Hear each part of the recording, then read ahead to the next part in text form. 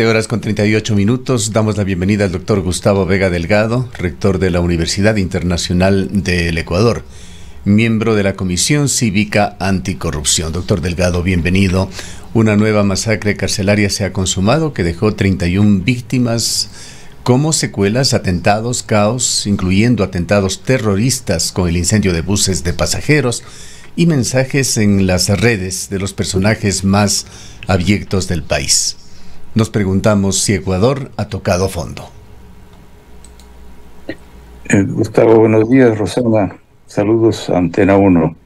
En efecto, tengo en mis manos una colección de Editorial Planeta, una editorial que ha especializado una de las colecciones en lo que ellos llaman narrativas del terror, clásicos del terror.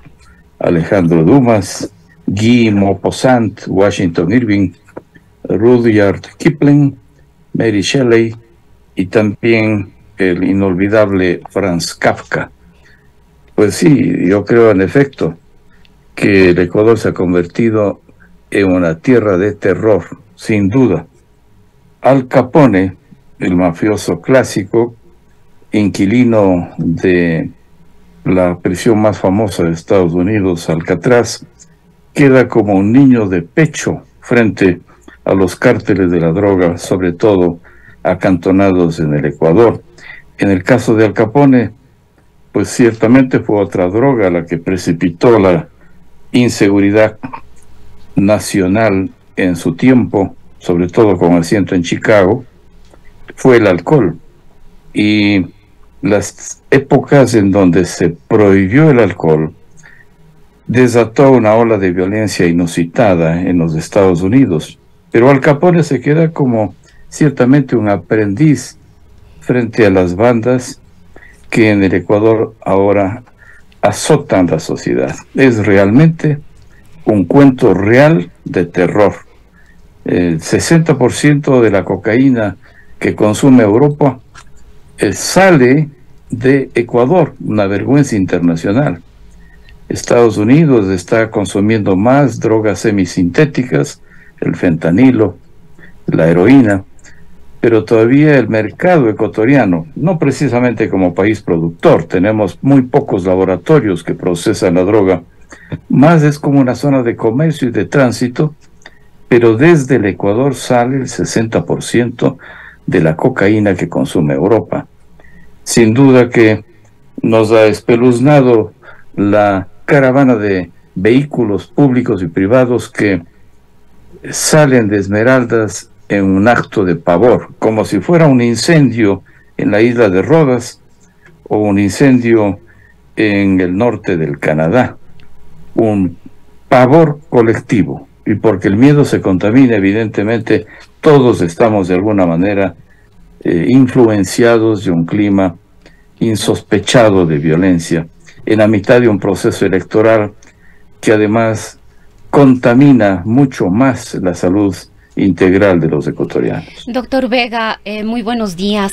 ¿Cuánta responsabilidad considera usted que ha tenido el gobierno nacional o los últimos gobiernos en cuanto a lo que estamos viviendo hoy como país? Ayer se incendiaban Guayaquil y Esmeraldas, la situación de las cárceles definitivamente no logra controlarse, son una bomba de tiempo que en cualquier momento puede desatar cualquier situación penosa, lamentable. Le escuchamos al presidente nuevamente declarando estados de excepción. Ya creo que hemos perdido la cuenta de cuántos estados de excepción ha declarado el gobierno nacional sin prácticamente ningún resultado. No sabemos tampoco cuántos recursos se han invertido a propósito de los estados de excepción, ni los resultados respecto de estos constantes estados de excepción en poblaciones, en las mismas cárceles, pero vemos que la situación definitivamente no logra controlarse. ¿Cree usted que ha habido una responsabilidad o hasta dónde llega la responsabilidad del gobierno y qué podría hacer el próximo gobierno? Porque quizás este es uno de los temas que como electores deberíamos evaluar al momento de tomar una decisión en las urnas. En efecto, nadie es inocente y los gobernantes mucho menos. Todos somos en distinto nivel y medida culpables. Yo quiero comparar con lo que ocurre en México. es uno de los países más violentos. Se registraron 37.000 asesinatos violentos el año pasado. Yo quiero, a manera de comparación, imaginar toda la población de Cuenca del Ecuador para el año 1945. Aproximadamente hubo 40.000 habitantes en Cuenca. Pues toda la población de Cuenca del año 45 murió en México mediante asesinatos violentos. El primer estado, Guanajuato, con más de 4.500 muertos. El periodismo, una profesión que ustedes lo manejan con tanta ética y responsabilidad y valentía, ha sido de los principales caídos en los acontecimientos violentos de México. No hay país en donde los gobernantes no sean también corresponsables.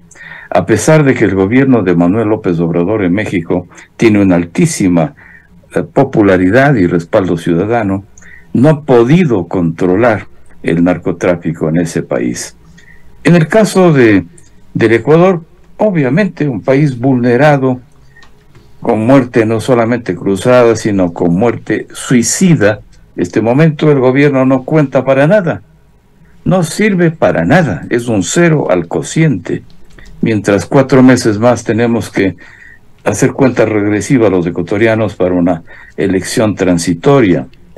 Cuando Franklin Delano Roosevelt, uno de los presidentes más brillantes que ha tenido Estados Unidos, no así con su tío Teodoro Roosevelt, que era un hombre rudo, bronco, violento, aunque interesante para la historiografía de la gobernanza internacional, cuando a Franklin Delano Roosevelt le preguntaron por qué no actuaba en determinados niveles, él respondió con una frase clásica que la repito: sí, pero yo solo soy el presidente de los Estados Unidos, solo el presidente, porque yo respeto las leyes, las actividades de la justicia y además el poder legislativo. Mire usted que en Estados Unidos la violencia masiva en escuelas, colegios, universidades, centros comerciales no termina porque el poder legislativo no lo deroga. Hay una enmienda constitucional para que Estados Unidos permita que los seres humanos, los habitantes, porten armas. Hay 125 armas por 100 habitantes en los Estados Unidos. Entonces, ciertamente hay limitaciones en el Ejecutivo cuando se trata de que después de Montesquieu la división de los poderes está por lo menos compartido entre la justicia y el poder legislativo. Miren ustedes lo que pasa en Israel. Hay una verdadera convulsión nacional, política y social, porque el primer ministro Netanyahu interesa meter la mano desde el gobierno a la Corte Nacional de Justicia. Y eso no puede ser posible. Un país que, a pesar de la corta edad que tiene una madurez probada, aunque una violencia también criticable. Hay una verdadera conmoción nacional porque el Ejecutivo quiere meter la mano a la justicia. En el caso particular del Ecuador no hay muchas disculpas porque vivimos un régimen presidencialista que ha sido un absurdo histórico para el Ecuador. El presidencialismo capta niveles de caciquismo y caudillismo. El hiperpresidencialismo es una falla histórica no solo del Ecuador, sino de varios países de América Latina. Por tanto, sin duda, yo creo que teniendo en sus manos el presidente las funciones totales del Estado después de la muerte cruzada, salvo por una pequeña matización que la Corte Constitucional pueda hacerle respecto de temas financieros, pues no tiene ninguna disculpa. Es un cero al cociente y más en momentos tan cruciales como la violencia desatada en el país. Momento muy peligroso en medio de un proceso electoral en el que en discursos de tarimas se ensayan fórmulas de todo tipo, pasando por el estilo Bukele, que se exhibe como una gran alternativa para gobiernos totalitarios. ¿Qué efectos puede tener esto que estamos viviendo, doctor Vega, en el proceso de decisiones de un electorado altamente indeciso? En efecto, quiero repetir, Gustavo, la frase de la presidenta de Finlandia, ¿cuál es el secreto de su éxito? Un reiterativo término que parece una entelequia, pero que para ellos ha sido la tabla de salvación. La entelequia general que tiene un país se traduce en educación. El secreto de Finlandia es educación, educación y educación. Mire usted cómo ha pasado tan desapercibido en el Ecuador temas que necesitamos los ecuatorianos, si no festejar, rememorar y hacer conciencia. Nadie ha dicho nada, nadie ha conmemorado, ha celebrado, ha hecho simposios, foros, talleres sobre el 5 de junio, sobre la Revolución Juliana, que estamos todavía pasando el mes de julio, frente a una contienda que fue histórica en un acontecimiento que se dio a llamar la pérdida del poder de los Gran Cacao en la zona de Vinces y vecindades. Nadie ha dicho nada sobre el natalicio de Bolívar hace un par de días. En mayo, recién pasamos mayo, ¿qué se ha dicho sobre la gloriosa de 1944?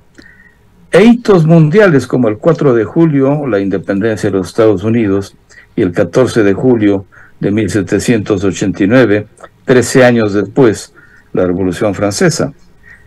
No tenemos educación en la conciencia general. El simplemente establecer una lista de acontecimientos que hemos olvidado los ecuatorianos hace referencia a que realmente nos importa un bledo el país, un bledo el pasado, un bledo el futuro. Necesitamos hacer una reforma radical y, como usted lo ha dicho, en la mitad de un tiempo electoral feroz. Estoy con Talía Flores en su artículo del día de ayer, que ha circulado, mencionando que el gran silencio de los candidatos y en general de las campañas electorales actuales es del mundo internacional. ¿Qué se ha dicho por parte de la ciudadanía para que las candidaturas respondan frente a los conflictos de los derechos humanos en el mundo, frente al conflicto Rusia-Ucrania, frente a Venezuela, Nicaragua y otros países con ropaje de presidencia, cuando en el fondo hay una dictadura? ¿Qué sobre el conflicto que tiene la OEA frente al ALBA, la reunión de la CELAC con la Unión Europea, que interesa abrir espacios para que haya más balance de intervención de Europa frente a la China, que ha invadido prácticamente América Latina? Tienen un puerto al norte de Chile, tienen un puerto grande en Perú, están haciendo un segundo canal similar al de Panamá a través de Nicaragua. Pues no se dice absolutamente nada en las encuestas, tampoco frente a la presión ciudadana de los binomios y candidatos legislativos. Es un silencio grave el tema internacional. ¿Qué sobre la conflictiva relación Ecuador-Argentina después de la fuga de la inquilina, sin haber pagado obviamente su renta, la señora Duarte, de la Embajada de Argentina en Quito, hacia Venezuela? Y otro gran ausente en la campaña es el tema anticorrupción. ¿Qué propuestas concretas tienen los binomios y los candidatos legislativos frente a la corrupción? Silencios que evidentemente depende en buena parte de los ciudadanos para no presionar a que los candidatos declaren ante los medios de comunicación colectiva qué van a hacer. Las diferentes candidaturas que fueron convocadas oficialmente por la Comisión Nacional Anticorrupción a que comparezcan ante ella y digan qué van a hacer frente a la corrupción, solamente la candidatura de Yacu Pérez Guartambel compareció en forma civilizada, yo diría disciplinada, ante el Pleno de la Comisión Nacional Anticorrupción para indicar sus propuestas frente al tema. Hay varios silencios. Yo diría que otro tema grave, Gustavo, es la falta de credibilidad de las encuestadoras. El voto vergonzante, el silencio frente a las preguntas, el error o dolo de algunas encuestadoras sesga la opinión política de los ciudadanos y confunde al momento tal que cuando se hizo la consulta por parte del presidente Lasso, en forma bastante sesgada a la ciudadanía en un tiempo en donde él ya no tenía popularidad. Las encuestadoras fallaron absolutamente respecto de la predicción de un no rotundo frente a un número, me parece que de 8 preguntas que el Ejecutivo hizo. Usted ha hecho un juicio de valor ya sobre el presidencialismo en Ecuador, doctor Vega. Quisiera preguntarle su criterio sobre otra de esas figuras muy particulares que se han ensayado en Ecuador, la muerte cruzada. ¿Qué reflexiones tiene sobre esto, sabiendo que uno de los escenarios más probables tras estas elecciones express es que la primera minoría en la Asamblea sigue en manos de la Revolución Ciudadana y hay posibilidades altas también de una eventual victoria en segunda vuelta de un candidato de oposición? Es decir, poco más o menos volver al mismo escenario anterior. En efecto, la muerte cruzada es un ensayo constitucional interesante. Doy crédito que es valioso, que es maduro, que además sirve para desentrampar conflictos entre el Ejecutivo y el Legislativo, sin embargo, manoseado. Yo diría que los causales que determinan el proceso jurídico de la muerte cruzada esta vez no se respetaron. Por tanto, los causales que están escritos en la Constitución fueron simplemente, yo diría, no sé si inventados, pero por lo menos sesgados hacia una interpretación, yo diría, incorrecta de la muerte cruzada para que la Corte Constitucional dé paso. La necesidad de que el juicio político al presidente se presente pasa en todos los países civilizados, lo que se llama en lenguaje internacional el impeachment. Es un tema maduro y correcto. También el hecho de que pueda ser cesada la Asamblea bajo ciertas condiciones. En el caso particular del Ecuador, yo creo que la Asamblea tenía la mitad de la popularidad del presidente Lasso. Si Lasso tenía un 8%, pues la Asamblea tenía un 4%. Había anuencia, por tanto, por parte de la ciudadanía que cese una Asamblea inoperante, corrupta. Distribuyó 2.000 premios a lo largo de sus años y un conjunto mínimo de proyectos de ley y nada de fiscalización. Unas excepciones de siempre, pero por cierto el colegiado fue tremendamente, yo diría, frustrante. Sí, es verdad, no aprendemos para nada los ecuatorianos, ya estamos festejando más que el bicentenario de la independencia. Ya tenemos que aprender algo. Mire usted que el Sudán es el país más joven de la historia, 12 años después de ser colonia británica, y ciertamente está librando una guerra interna odiosa entre militares y civiles, y ahora entre facciones de militares. Pero 200 años nos debe enseñar algo y no solemos salir de la arena movediza. Yo espero que realmente esta elección de transición permita tener un avisoramiento más sensato para que la cultura democrática se profundice en el Ecuador. Tenemos una serie de candidaturas que están en la lupa de las comisiones que investigan corrupción y anticorrupción. La misma Comisión Nacional Anticorrupción, de la cual soy parte, la Fundación Meridiano, está explorando las candidaturas, por lo menos de las primeras curules que representan al Poder Legislativo en sus candidaturas, y hay realmente mucha tela en que cortar. Podemos reeditar lo que se dijo en Quito después del 10 de agosto de 1809, una vez que se dio el asonado grito, el primer grito de la independencia, un poco después de una sonada que ocurrió en Sucre, en Bolivia, pues Quito amaneció pintarrajeada con el lema último día de despotismo y primero de lo mismo. Esa sensación de esa época se repite cíclicamente, y usted lo ha dicho, no tenemos ninguna esperanza real, al menos en el Poder Legislativo, de que tengamos un golpe de timón. Esperamos que en el sector del Ejecutivo con las distintas candidaturas, sobre todo en el marco de una segunda vuelta, se recrudezca la esperanza, que siempre es una necesidad mental imperativa para el imaginario futuro que debe vivir un país. Doctor Vega, sería importante también, pensando en este proceso electoral, las acciones que podrían o no tomar los nuevos gobernantes, y quizás entre ellas la importancia de un trabajo regional, porque si nos ponemos a pensar que Ecuador pueda hacer algo solito, aislado, sin un trabajo colectivo con todo el resto de países de la región, por un problema además que está atacando con intensidad a todo el sector, va a ser muy difícil si es que no hay también un plan regional que permita un trabajo cooperativo y colectivo para enfrentar a las organizaciones narcodelictivas. Es cierto, Rosana, se necesita en un mundo global el multilateralismo como política fundamental de las relaciones internacionales.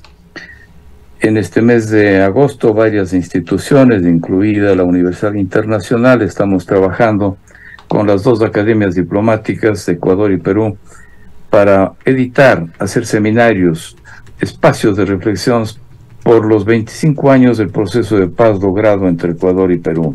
Ese es un ejemplo de cómo debe sembrarse una relación que apunta hacia la paz.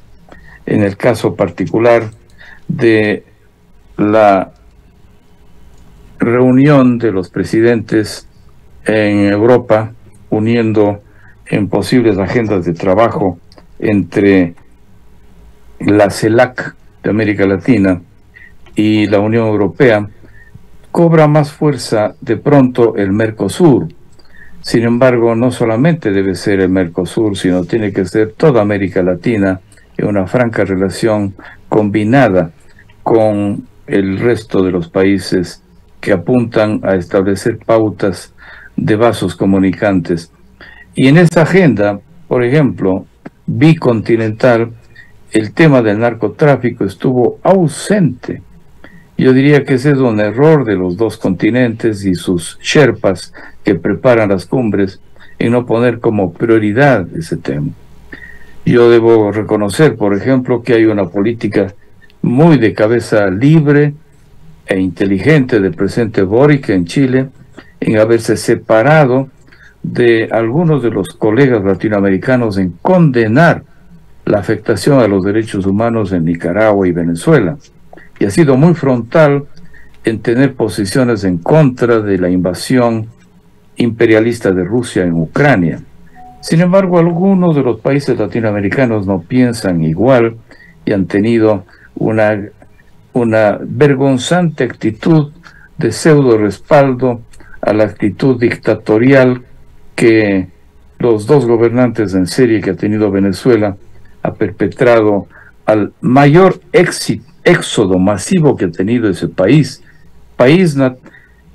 cuyo natalicio le pertenece a Simón Bolívar, un país especialmente valioso en todos los campos. Uno de los latinoamericanos más importantes de toda la historia es Francisco de Miranda, que participó en la lucha por la independencia de los Estados Unidos, que participó Miranda en la Revolución Francesa, un país enorme, que además sirvió al Ecuador como asiento de su migración en todos los campos, no solamente en el campo del petróleo, sino en el campo intelectual. Un país maravilloso, pero que lamentablemente este momento es uno de los más aguerridos arquetipos de la afectación a los derechos humanos. Necesitamos, como bien señala Rosana, una actividad mucho más concatenada y unida entre los países. Los gobiernos son insuficientes frente a la transnacional de la droga. Se necesita hacer un equipo colegiado de todos los países para que podamos superar esta suerte de plaga moderna de Egipto, que es el narcotráfico. Volviendo a nuestro país, a lo que sucede internamente, doctor Vega, y con esto finalizamos, quedan aún 4 meses de gobierno de Guillermo Lasso. ¿Qué debería hacer el gobierno ecuatoriano para que las cosas mejoren o por lo menos no se deterioren más y ¿Qué es lo que se puede esperar? Yo aspiro a que realmente más importancia tenga el Ecuador en materia de sus ciudadanos, de su sociedad civil, de sus instituciones, en donde sí hay núcleos duros realmente de convicción patriótica, en donde las instituciones, por más que estén vulneradas, los ciudadanos, por más que estemos desesperanzados, tengamos la iniciativa por luchar en este país, en este interreglo, hasta que un nuevo proceso democrático ocurra. He perdido absolutamente la fe en que el Ejecutivo haga absolutamente nada. Es ciertamente una especie de convidado de piedra, una entelequia que simplemente sirve para la fotografía de alguna actividad secundaria con fines propagandísticos y de publicidad, pero no sirve efectivamente para nada.